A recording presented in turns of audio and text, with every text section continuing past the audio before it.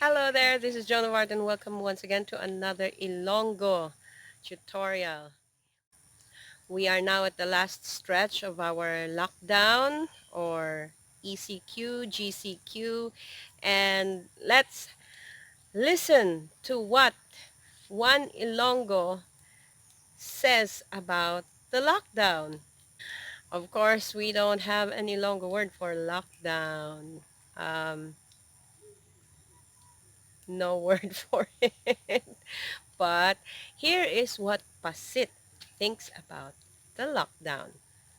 Hello, Pasit.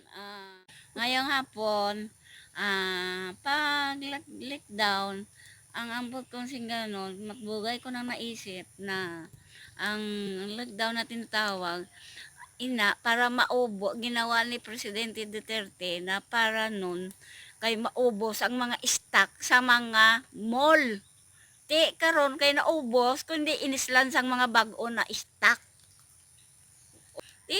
Ang kwarta sa tao, kaysa hinimo iyan ang breakdown, kaya ang kwarta sa tao hindi kagwa. Amo nang hinimo ni Presidente Duterte na hinimo kuan ang breakdown para makagwa ang kwarta sa tao kay para maubos ang stock na daan. Kay tay mamakal na sila damo.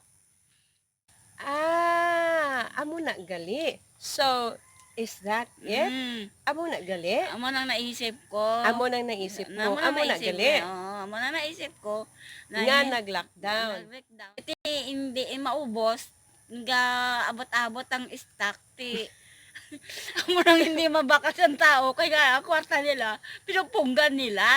Di karon kay ini mo ni Presidente Duterte na i-breakdown para ang tao mamakalas ang damo-damo para mapagwa nila ang kwarta nila sa ila tinataguan sila bangko. Excellent Oh. logic. Yeah, oo. Alright. Oo. So, Muna. dali lang. Wait. Kung ikaw mahatagan sang sap, Ako taga ang sap sang kwarta, i-project ko sa ako na himuon na balay sa itigana ko sa akong kagulangon. katigulangon, Oo, tagala retirement gulangon. Kay years, para old nun, age.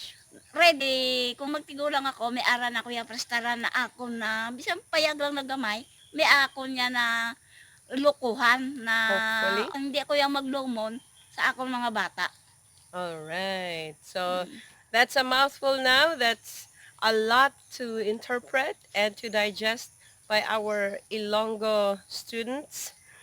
So, thank you very much, Pasit, for sharing with us Thank your you. insight. Salamat, Gid, sang madamo Thank you. sa imo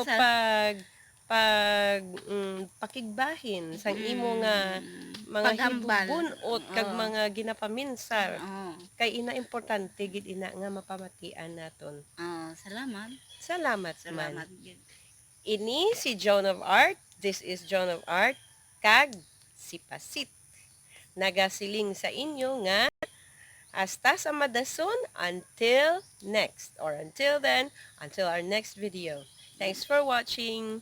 See you next time. Nakita na nila Julio na.